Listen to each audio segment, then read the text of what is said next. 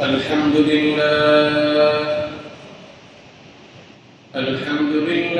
نحمده ونستعينه ونستغفره ونؤمن به ونتوكل عليه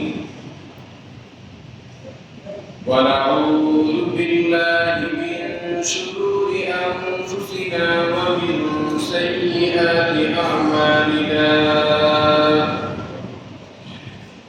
من يهده الله فلا مضل له ومن يضلله فلا هادي له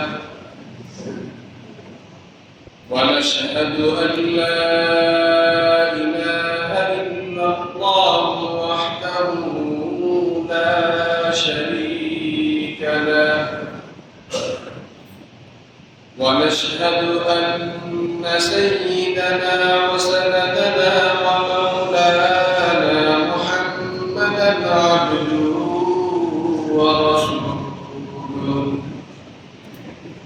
أما بعد فأعوذ بالله من الشيطان الرجيم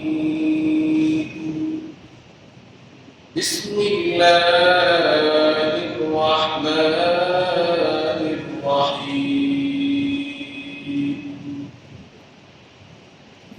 إن الأبرار يشربون من كأس كان مزاجها كافورا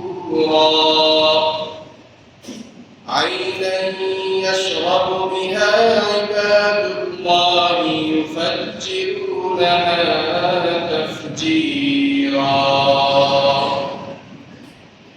يوفون بالنذر ويخافون يوما كان شره مستطيرا ويطعمون الطعام على حبه مسكينا ويتيما وأسيرا إنما نطعمكم لوجه الله لا نريد منكم جزاء ولا شكورا صدق الله العلي العظيم وقال النبي عليه الصلاة والسلام أحب الأعمال إلى الله تعالى سرور تدخله على مسلم وأحب الناس إلى الله تعالى أنفعهم للناس أو كما قال النبي عليه الصلاة والسلام الحمد لله وعلى الله تعالى وشكر شكريا যে মহান মালিক আমাদেরকে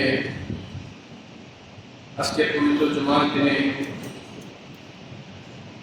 মহান আল্লাহ তাআলা আজকের দিনের সবথেকে মূল্যান্বিত ইবাদত জুমার নামাজ আদায়ের পক্ষে তার ঘরে আগে একই সমবেত হওয়ার তৌফিক দান করেছেন। এজন্য সকলেই অন্তরস্থল থেকে একান্তই শুকরিয়া আদায় করি আলহামদুলিল্লাহ। সম্মানিত উপস্থিতি, আল্লাহ তাআলা প্রত্যেক যুগে মানুষের সংশোধনের জন্য নবীদেরকে প্রেরণ করেছেন। মানুষ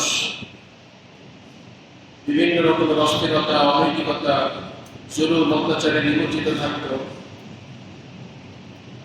এই মৃত্যুপ্রায় সমাজকে আবার পুনরায় উজ্জীবিত করার জন্য আল্লাহ তাআলা আসমানি বিধান দিয়ে নবীদেরকে পাঠালেন। নবীরা এসে সমাজটাকে সুন্দরভাবে সুসমৃদ্ধ সাজানোর পরে আবার ওই সমাজটা কিভাবে নষ্ট হয়ে যেত, আবার কেন কয়েকদিন পরে নতুন করে নবী পাঠানোর প্রয়োজন পড়ত, কিভাবে মানুষ নবীদের শিক্ষা জীবন থেকে আস্তে আস্তে ভুলে যেত, এই প্রেক্ষাপট আলোচনা করতে যে মুআল্লিফিনরা যে কথাটা লিখেছেন সেটা হলো একটা পর্যায়ে যে মানুষ ধর্মকে নিজেদের জীবন থেকে আলাদা করে ফেলত, অর্থাৎ তারা এটা বলতে শুরু করতো, সব কাজের ভিতরে, সব কিছুর ভিতরে ধর্ম টেনে নিয়ে আসেন কেন? তারা ধর্মকে একটা বিশেষ বিবেচনায় দেখত এবং নিজেদের জীবনকে একটা আলাদা দৃষ্টিতে দেখত। আমি কি করবো না করবো এটা তো আমি পছন্দ করবো, এখানে আমার ধর্ম কিসের? আমি কি করবো না করবো এটা তো আমার পছন্দ অপছন্দের উপরে নির্ভর করে, এখানে আমার ধর্ম কিসের? আমি কি দেখবো না দেখবো, আমি কোথায় যাবো না যাবো, আমি কি পোশাক পরবো না পরবো, আমি কিভাবে কামাই করব, কিভাবে খরচ করব, কিভাবে অর্থনৈতিক সমৃদ্ধি ঘটাবো, আমাদের রাজনৈতিক পলিসি কি হবে, রাষ্ট্র পরিচালনার পলিসি কি হবে, এগুলোর মধ্যে আবার ধর্ম কিসের? ধীরে ধীরে মানুষ ধর্মকে নিজেদের জীবন চরিত্র থেকে আলাদা করে এটাকে নির্দিষ্ট কিছু জায়গার সাথে, নির্দিষ্ট কিছু ব্যক্তির সাথে সম্পৃক্ত করে ফেলত। তারা মনে করতো ধর্ম বলতে হচ্ছে মসজিদ, তারা মনে করতো ধর্ম বলতে হলো মাদ্রাসা, ধর্ম বলতে হলো কোন নির্দিষ্ট ইবাদতগাহ, ধর্ম বলতে হলো মাওলানা মৌলভী হুজুর। কুরআন শরীফের যাবতীয় দায়িত্ব হাফেজ মাওলানা সাহেবদের। কেউ মারা গেছে, পেট চুক্তিতে খাবার খাওয়া দিবেন, হুজুর আসেন 2 বেলা খাবার খাওয়া দিবেন, আমার মার জন্য একটু কোরআন পড়ে দিয়ে দেন। কেউ মারা গেছে, মাইকে কোরআন ছেড়ে দিয়ে রাস্তা চালাই দিলাম, ব্যাস ধর্মীয় দায়িত্ব আদায় হয়ে গেল। অথবা হাফেজ সাহেবদেরকে দাওয়াত করে নিয়ে একটু 40 কুলখানি করে দিলাম, শেষ হয়ে গেল।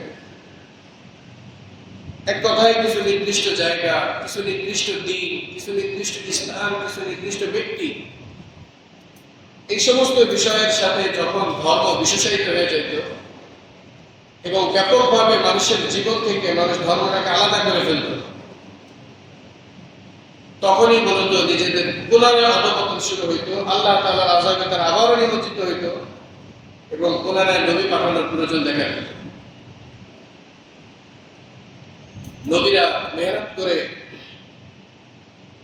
মানুষকে একটা স্তরে উঠাই রেখে যেতেন, মানুষ ধর্ম ছেড়ে দিত না, ধর্ম থেকে বের হয়ে আসতো না, বরং ধর্মের সাথে তারা এমন একটা বৈমাত্রিক আচরণ করত যে আমাদের জীবনের গতিতে ধর্ম আলাদা আরেকটা গতি।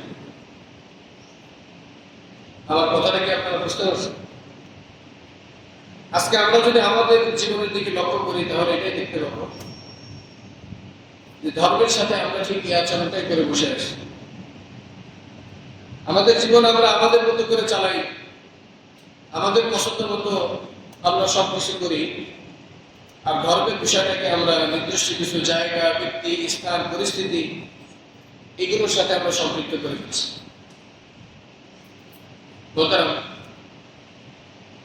আল্লাহ পাক রব্বুল আলামিন ধর্মকে মূলত আমাদের জীবনের জন্য দিয়েছেন। ধর্মকে শুধুমাত্র মসজিদের জন্য, শুধুমাত্র মাদ্রাসার জন্য, শুধুমাত্র মাওলানা মৌলভীদের জন্য, শুধুমাত্র রমজানের জন্য, শুধুমাত্র পিতামাতা মরে গেলেন এটার ব্যবহারের জন্য আল্লাহ পাক রব্বুল আলামিন এটা দেন নাই। এটা আমাদের জীবনের সাথে সরাসরি সম্পৃক্ত। আমার সকালে ঘুম থেকে ওঠা থেকে নিয়ে পরের দিন ঘুমাইতে যাওয়া পর্যন্ত আমি যা যা করি, আমার পরিবারের মধ্যে আমার যত এঙ্গেজমেন্ট আছে, সামাজিকভাবে আমার যত এঙ্গেজমেন্ট আছে, এক কথায় আমার জীবনের যা কিছু আছে সব কিছুর ক্ষেত্রে ধর্মের পরিপূর্ণ প্রভাব আছে, ধর্মের পরিপূর্ণ উপস্থিতি আছে, ধর্মের পরিপূর্ণ নির্দেশনা আছে। এটাকে জীবন থেকে আলাদা করে ফেললেই আমরা ধীরে ধীরে ধর্মহীনতার দিকে আগাইতে থাকি। এরই একটা গুরুত্বপূর্ণ আলোচনা আজকে ইনশাআল্লাহ আমরা করবো, সেটা হলো একজন মুমিন, একজন মুসলমান সামাজিক জীবনে সফল একজন নাগরিক, সফল একজন ব্যক্তি হিসাবে ইসলাম থেকে যে সমস্ত ক্যারেক্টারিস্টিক পার্সোনালিটি গুলো ধারণ করতে বলে, চারিত্রিক বৈশিষ্ট্যগুলো ধারণ করতে বলে, তার মধ্যে থেকে একটি গুরুত্বপূর্ণ বৈশিষ্ট্য হলো একজন মুমিন মুসলমান সে সামাজিক হয়। সামাজিকতা ইসলামের একটা বড় শিক্ষা। সামাজিকতা মানে হলো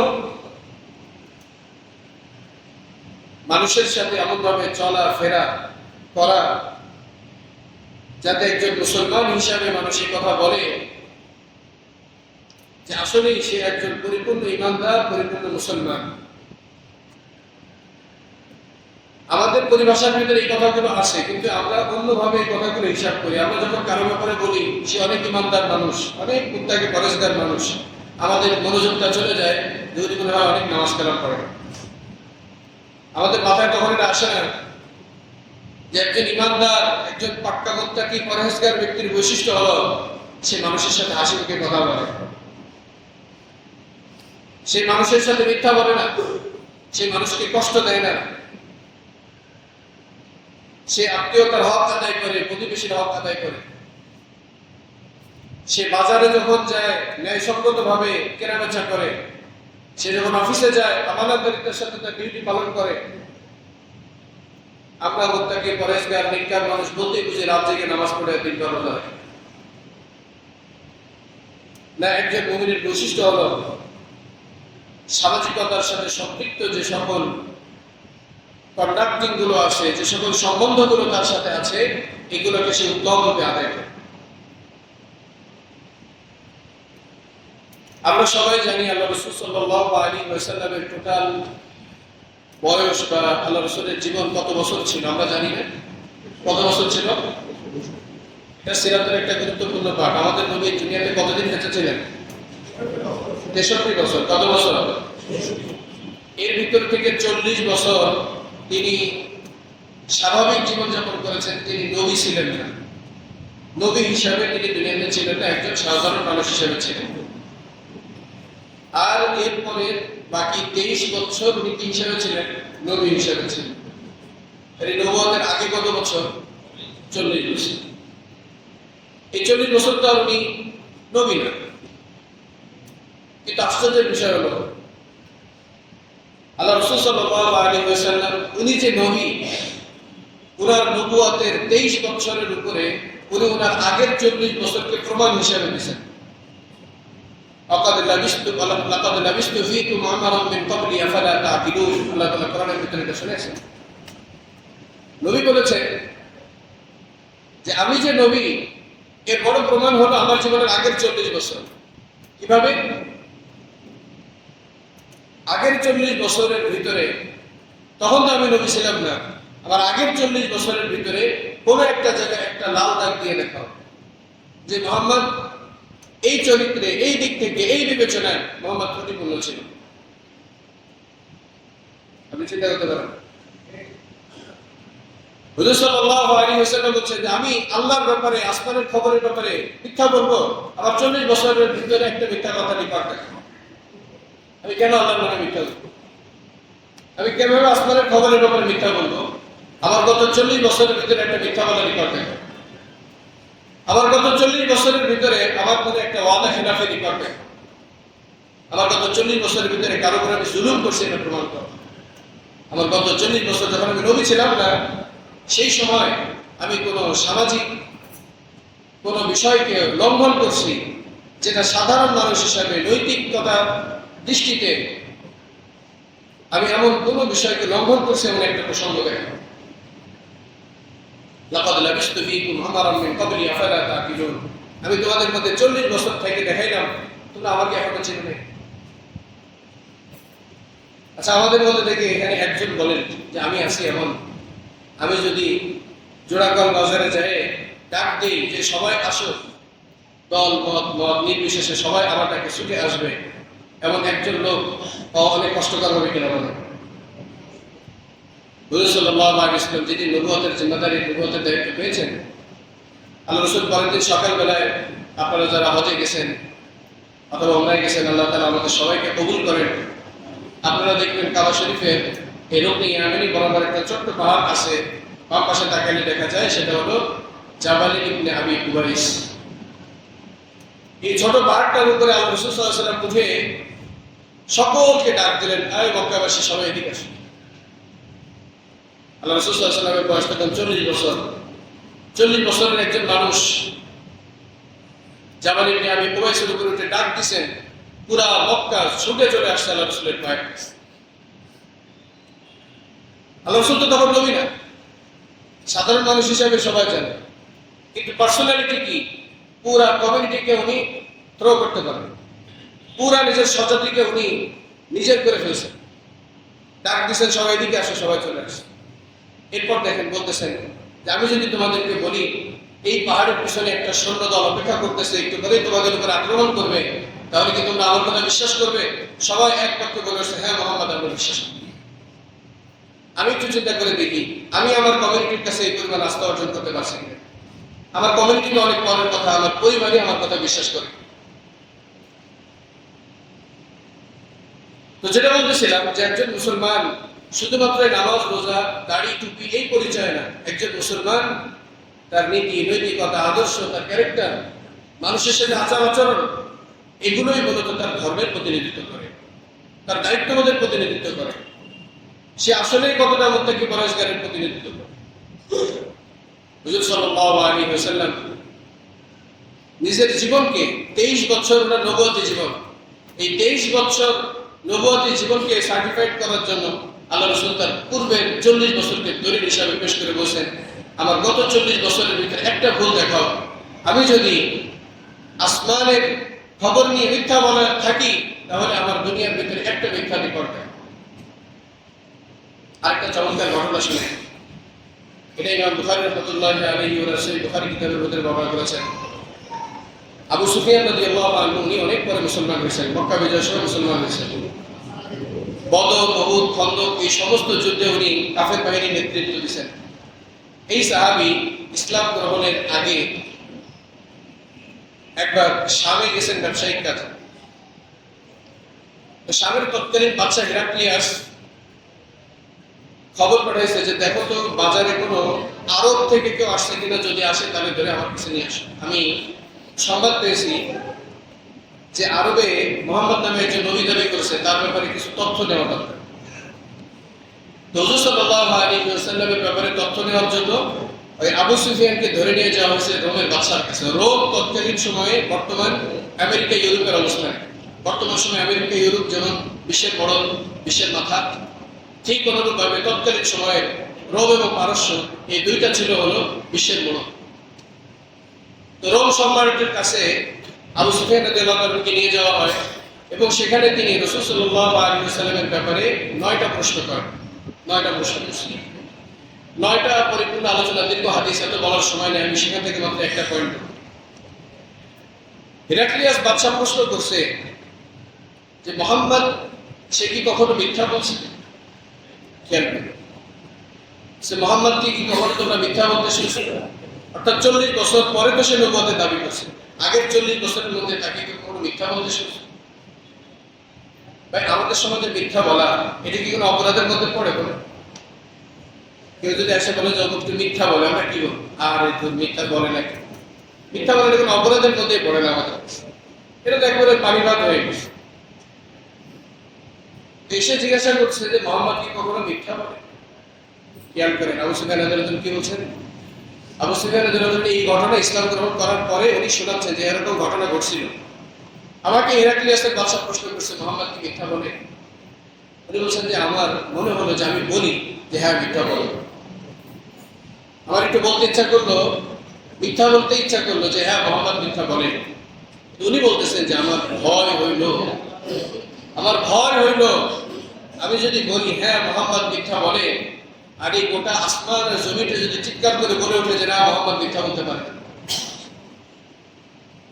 কারণ মুহাম্মদের মিথ্যা বলা এটা এতটা অসম্ভব ছিল যে আমি যদি বলি যে মুহাম্মদ মিথ্যা বলে, তাহলে না জানি আসমান জমিটা চিৎকার করে বলে উঠবে না মুহাম্মদ মিথ্যা বলতে পারে। তা আমি বললাম যে না মুহাম্মদ মিথ্যা বলেন। 40 বছরে কোনোদিন আমরা তার থেকে মিথ্যা শুনি। এই কথার প্রেক্ষিতে হিরাক্লিয়াসের বাদশা একটা কথা বলছে, সেও কাফের। এই কাফের বাদশা 40 বছর মিথ্যা না বলার উপরে একটা বক্তব্য করছে। বক্তব্য করে সে বলতেছে লাম ইয়াকুন রাজুলুন লা ইয়াদারাল কিযবা আলান নাস ওয়াল ইয়াকযিব আলাল্লাহ। স্বর্ণাক্ষরে লিখে রাখার মতো কথা। বলছে এটা হয় না যে একজন মানুষ দুনিয়াবি কোনো স্বার্থ নিয়ে কোনোদিন মিথ্যা বলে নাই, সে আসমানের ব্যাপার নিয়ে কেন মিথ্যা বলতে যাবে? আচ্ছা, আমি যদি আপনারা বলি আপনার একটা জান্নাত দিব অথবা দিব না, আসমানের দেয়া নেয়া নিয়ে আমাদের মধ্যে কোনোদিন কোনো ঝগড়াঝাটি হবে? আসমানের দেয়া নেয়া নিয়ে কোনোদিন সে মিথ্যা বলে নাই, যেখানে কারোর সাথে কোনো স্বার্থের সম্পর্ক নেই। তো বলছে যেখানে মানুষের হাজারো স্বার্থের সম্পর্ক, দুনিয়াবি জমি জায়গা টাকা পয়সা এগুলো নিয়ে সে কোনোদিন মিথ্যা বললো না, সেখানে আসমানের খবর নিয়ে সে কারণে মিথ্যা বলল। এই জন্য একজন মুসলমান নৈতিক হয়, আর তার নৈতিকতার দাবি হইল যে সে চূড়ান্ত মাত্রায় আদর্শিক একজন নাগরিক হয়। সে নিজের 5 পয়সা না, 5 লক্ষ না, 500 কোটি টাকাও না, সে আগে দেখে আমি একজন মুসলমান, আমি একজন ইমানদার, আমি একজন আদর্শ। 5 টাকা কেন, 500 টাকা, 5,000 কোটি টাকাও পাওয়া যাবে, কিন্তু এই যে আমি অনৈতিকতা করব, জুলুম করব, আমি যে মানুষকে ধোঁকা দিব, আমি যে মানুষকে ঠকাবো, মানুষের গলায় ছুরি ধরবো, মানুষের স্বার্থের উপরে কলম ধরবো, এটা আমার দ্বারা সম্ভব না।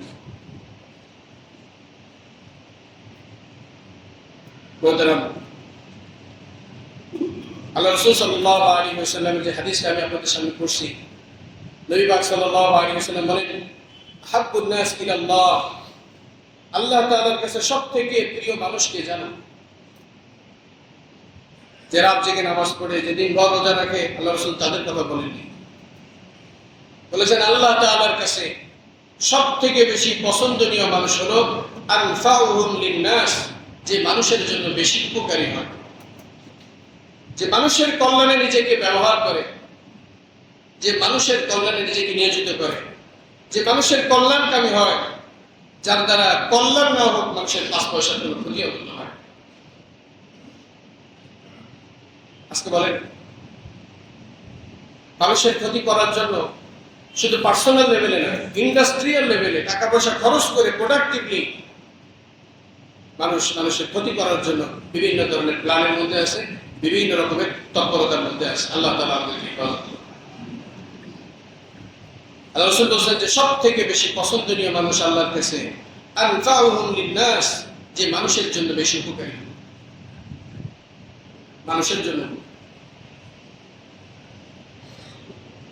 মানুষের উপকার কি? ইদখালুস সুরুর, কোরআন হাদিস বলতেছে, ওয়া আহাব্বুল আ'মালি ইলা আল্লাহি তাআলা সুরুরুন তুদখিলুহু আলা মুসলিমিন ওয়া তাকশিফু আনহুল কুরবা। আল্লাহ রাসূল বলেন, আর আল্লাহ তাআলার কাছে একজন মানুষের সবথেকে ওই আমলটা পছন্দনীয়, যে আমলটা দ্বারা ইউদখিলুস সুরুরা ফি কলবি মুসলিমিন, যে একজন মুসলমানের অন্তরকে খুশি করে এবং তার বোঝা হালকা করে। যে কাজটা, যে কথাটা দ্বারা একজন মানুষের মন খুশি হয়, যে কাজটা অথবা যে কথাটা দ্বারা একজন মানুষের বোঝা হালকা হয়, আল্লাহ রাসূল বলছেন আল্লাহ তাআলার কাছে বান্দার ওই কথাটা এবং ওই আমলটা আল্লাহর কাছে সবচেয়ে বেশি পছন্দ।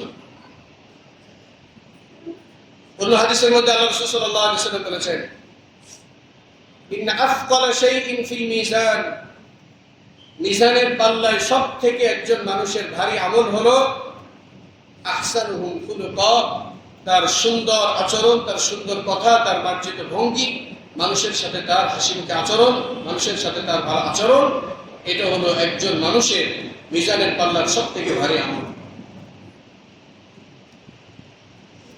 জামে তিরমিজির এক হাদিসের মধ্যে আল্লাহ রাসূল সাল্লাল্লাহু আলাইহি ওয়াসাল্লাম বলেন, আনা যামিনুন লাহু বিবাইতিন ফি রিবদিল জান্নাহ লিমান তারাকাল খাসলা ওয়া ইন কানা মুহিক্কান। আল্লাহ রাসূল বলেন যে আমি ওই ব্যক্তির জন্য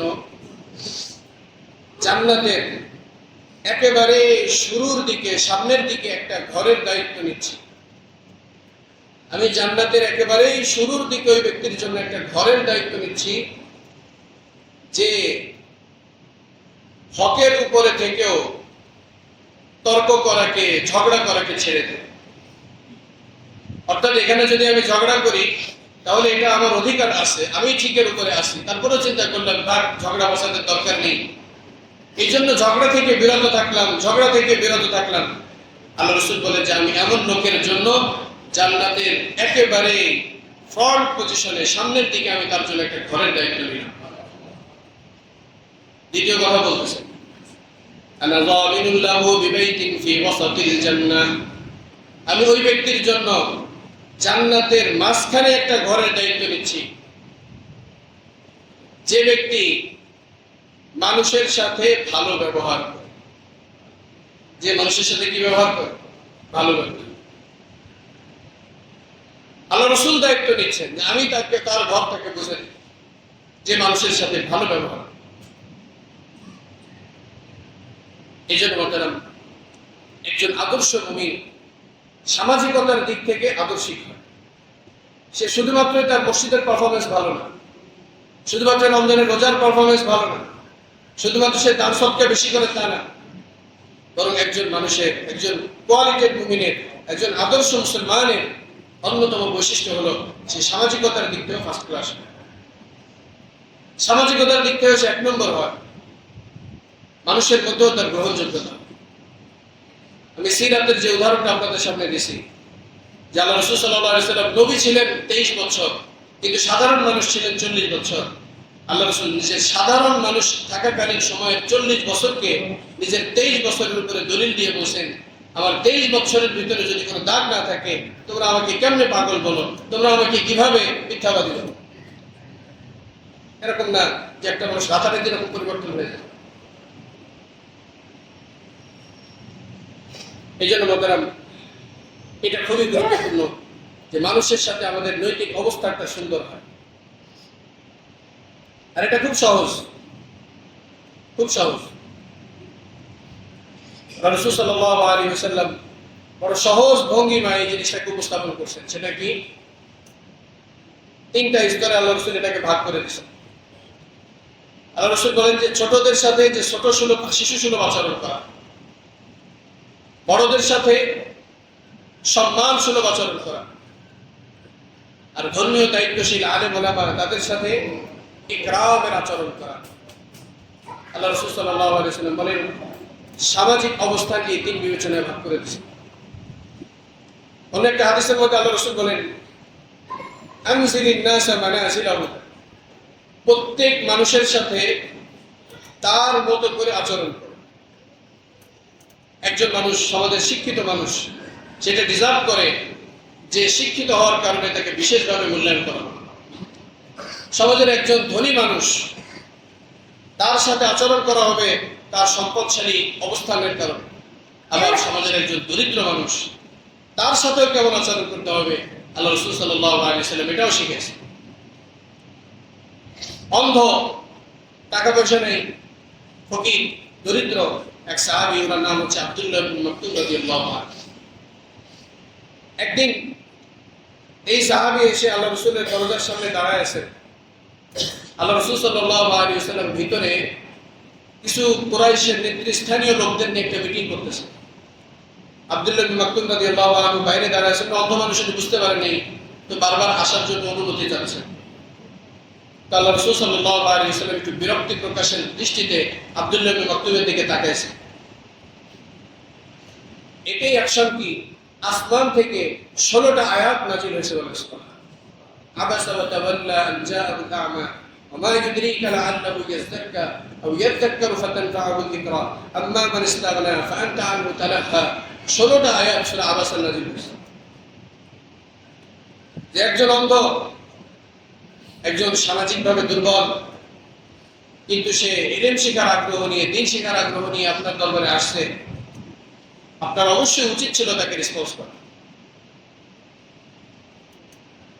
এর পরবর্তী থেকে হাদিসের কিতাবের মধ্যে আল্লাহ রাসূল সাল্লাল্লাহু আলাইহি ওয়াসাল্লাম যখনই কোনো অবস্থায় থাকতেন আর আব্দুল্লাহ ইবনে মাকতুম আসতো, আল্লাহ রাসূল সাল্লাল্লাহু আলাইহি ওয়াসাল্লাম ওনার পাশে বিশেষভাবে আব্দুল্লাহ ইবনে মাকতুমের জন্য জায়গা করে দিতেন। এই জন্য সমাজের প্রত্যেক মানুষের সাথে কার সাথে কেমন আচরণ, এটা ইসলামের একটা গুরুত্বপূর্ণ শিক্ষা। আল্লাহ রাসূল সাল্লাল্লাহু আলাইহি ওয়াসাল্লাম নবী, এবং শুধুমাত্র নবী না, সাইয়্যিদুল মুরসালিন, গোটা পৃথিবীর রেসপন্সিবিলিটি তার। কিয়ামত পর্যন্ত যত মানুষ আসবে সকলের হেদায়েতের দায়িত্ব তার।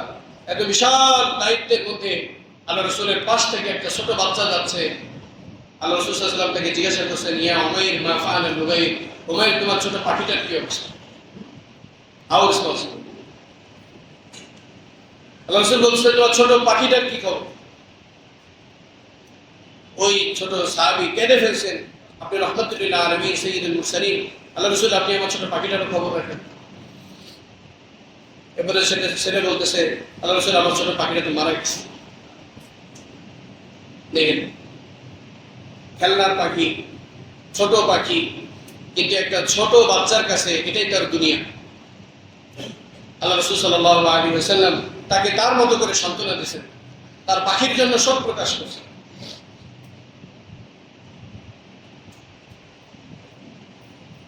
আল্লাহ রাসূল সাল্লাল্লাহু আলাইহি ওয়াসাল্লাম কেমন ছিলেন? আদী ইবনে হাতিম রাদিয়াল্লাহু আনহু, উনি মক্কায় আসছে ইসলাম গ্রহণ করার জন্য না, মদিনাতে আসছে ইসলাম গ্রহণ করার জন্য না, মূলত হুজুর সাল্লাল্লাহু আলাইহি ওয়াসাল্লামের চরিত্রটা বোঝার জন্য, ওনার সামাজিক আচরণগুলো বোঝার জন্য উনি আসেন। শিক্ষিত মানুষ আদী ইবনে হাতিম, হাতিম টাইয়ের নাম শুনছি না আমরা, দান করতে অনেক, এই হাতিম টাইয়ের ছেলে, আরবের অনেক সম্ভ্রান্ত বংশের লোক, আগে দেখার জন্য আসছে মানুষটা কেমন। উনি বলছেন যে আমি দুইটা জিনিসের মধ্যে ওনাকে পার্থক্য করতে চাইছি, যে আসলে উনি কি নেতৃত্বের নবী, ক্ষমতা চান, নেতৃত্ব চান, এই মানসিকতার কিনা, যে উনি কোন সামাজিক অবস্থান গ্রহণ করার জন্য এগুলো শুরু করছেন, নাকি আসলে উনি ব্যাপক পরিমাণ সম্পদ কামানোর জন্য এইগুলো ধান্দা শুরু করছেন। সম্পদশালী হইতে চান না ক্ষমতাশীল হইতে চান? আদী ইবনে হাতিম বলেন, আমি যখন তার সাথে সাক্ষাৎ করছি অর্থাৎ রাসূল সাল্লাল্লাহু আলাইহি ওয়াসাল্লামের সাথে, তখন উনি মসজিদে ছিলেন, এবং আমি যে একজন আরবের নেতা, এমন নেতা যে উহুদ, খন্দক, বদর এই সমস্ত যুদ্ধে সফলতার সাথে জয় হয়েছে আরব অন্যান্য গোত্রগুলোর উপরে, তার যে একটা অবস্থান থাকা দরকার। আমার যে আলাদাভাবে প্রশ্ন করতে হয়েছে যে তোমাদের মধ্যে আসলে মুহাম্মদ কে, কারণ সে এবং তার অনুসারীরা এমন ভাবে মিলেমিশে একাকার যে দুজনের মধ্যে পার্থক্য করার উপায় নেই। তখন আমি বুঝলাম যে আসলে উনি নেতৃত্বের লোভী না, কারণ উনি যদি নেতৃত্বের লোভী হইতেন তাহলে উনার শরীরে বিশেষ পোশাক থাকতো, উনার জন্য বিশেষ মসনদ বানানো হইতো, যেখানে উনি বসে থাকতেন এবং উনি তার সামনের উপস্থিতি লোকদেরকে আদেশ করতেন, নিষেধ করতেন, তাদেরকে কমান্ড করতেন, হুকুম দিতেন। আমি দেখলাম যে না, এমন কিছু তো তার মধ্যে নেই। আমাকে আলাদাভাবে খবর নিতে হয়েছে যে তোমাদের মধ্যে মোহাম্মদ কে। এরপর যখন আমি ওনাকে বললাম যে আমি আপনার কাছে আসছি দেখা করার জন্য, উনি আমার হাত ধরে নিয়ে ওনার বাড়ির দিকে রওনা হলেন। রাস্তার মধ্যে অনেক পুরুষ এবং অনেক মহিলা নিজেদের প্রয়োজনের কথা তাকে বলতে থাকলো। দেখেন কি বলতেছে, তিনি ততক্ষণ তাদের কথা তাদের প্রতি তাকায় শুনতেন যতক্ষণ না সে মুখ ঘুরায় নিত। অর্থাৎ আল্লাহ রাসূল সাল্লাল্লাহু আলাইহি ওয়াসাল্লামের সাথে যতক্ষণ কথা বলতেছেন উনি তার দিকে পূর্ণ ফোকাস, পূর্ণ অ্যাটেনশন, পূর্ণ অ্যাটেন্টিভলি তার কথা শুনতেছেন। বলছে যেদিকেও তার হাত ধরে রাখতো ততক্ষণ তিনি নিজের হাতকে তার হাত থেকে বের করতেন না যতক্ষণ না পর্যন্ত সে তার হাত ছেড়ে না দিত। এগুলো হলো একজন মানুষকে ইসলামের জন্য প্রভাবান্বিত করছে। যেন এই লোক তো নেতা হতে পারে। নেতারা কি? নেতা কি কারোর সাথে হাত দেবে না? নেতা তো দূর থেকে এরকম। আল্লাহ রাসূল সাল্লাল্লাহু আলাইহি ওয়াসাল্লামের কাছে আসতেছে মানুষ, নিজের প্রয়োজনের কথা বলতেছে, তো বলছে নাকি নেতা হওয়ার জন্য আসলে করতেছে। আচ্ছা, তাহলে আমার দ্বিতীয় সন্দেহ থেকে গেল যে আসলে অনেক পরিমাণ সম্পদ কামার জন্য এগুলো করতেছে কিনা। তো যখন উনি আমাকে ওনার বাড়িতে নিয়ে গেলেন তখন আমি তার ঘরের ভিতরে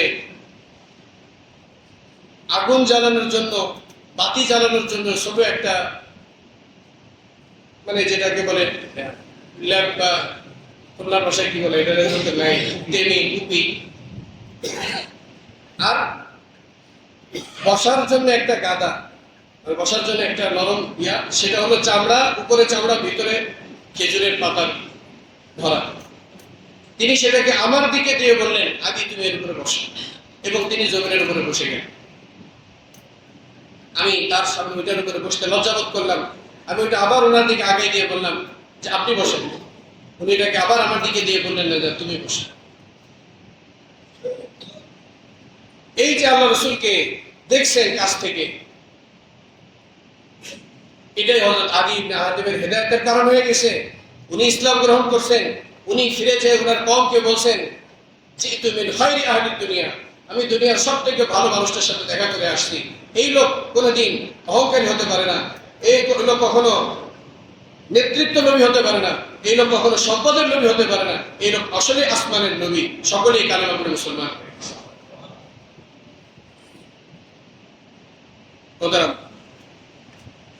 একজন মুমিনের মানুষের সাথে চলাফেরা, আচার আচরণের বৈশিষ্ট্যই এটা সবথেকে গুরুত্বপূর্ণ দিক। হযরত ইব্রাহিম আলাইহিস সালাম, ওনাকে বলা হয় জাতির পিতা। কোন জাতির পিতা? বাঙালি জাতি, গোটা মুসলিম জাতি। এবং সেটা শুধুমাত্র রাসূল সাল্লাল্লাহু আলাইহি ওয়াসাল্লামের উম্মতের না, সেই রাসূল কবে আসছেন? ওই সময় থেকে নিয়ে কিয়ামত পর্যন্ত যত মানুষ আসবে সকলের ধর্মীয় পিতাকে হযরত ইব্রাহিম আলাইহিস সালাম। ইব্রাহিম আলাইহিস সালাম জাতির পিতা বলে ঘোষণা পাইছেন, তার আগে উনি ঘোষণা পাইছেন ইসমাঈল আলাইহিস সালামের আদর্শ পিতা হিসেবে। আমাদের মধ্যে এমন কে আছে আব্দুলের? আমিও নাই। যে আমি যদি আমার ছেলেকে বলি যে বাবা তোরে আমি আল্লাহ আমার জবাই করতে বলছে, আমার ছেলে আমার কথার উপরে তার গলা পেশ করে, কি বলে? এতটা অকুপেশন, এতটা অধিকৃতি, এতটা অবস্থানকে আমরা আমাদের ফ্যামিলিতে তৈরি করতে পারছি? কি ছেলে রে বাবা বলতেছে যে আব্বা আমি স্বপ্নে দেখছি তোমাকে আমি জবাই করতেছি। ছেলে বলতেছে আব্বা আপনি আপনারা যা আল্লাহ তাআলা বলছে আপনি তাই করেন। মুফাসসিরিন একরাম লিখেন যে হযরত ইসমাঈল আলাইহিস সালাম উনি ওনার ওই 11 বছরের জীবনে যেটা পর্যবেক্ষণ করছেন ওনার বাপের ভিতরে, যে আব্বাকে আমি ছোটবেলা থেকে এই অবস্থায় দেখছি যে আব্বাকে আল্লাহ তাআলা যা বলছে আব্বা তাই করে। নিজের সন্তানের কাছে যখন নিজে আদর্শ পিতা হিসেবে প্রমাণ করতে পারছেন, এবং এমন আদর্শ পিতা যেই পিতার আদেশের উপরে সন্তান পিতার শরীর নিচে নিজের জীবন দিয়ে দেওয়ার জন্য প্রস্তুত থাকে, এই মাত্রায় যখন নিজেকে প্রতিষ্ঠিত করতে পারছেন, আসলে এমন লোক একজন মানুষের পিতা না, এ তো জগতের পিতা হওয়া উচিত। আল্লাহ পাক রব্বুল আলামিন তাকে পুরা গোটা দুনিয়ার মুসলিম জাতি সত্তার পিতা হিসেবে ঘোষণা করছেন, ইন্নী জাইলুকা লিন-নাস ইমাম।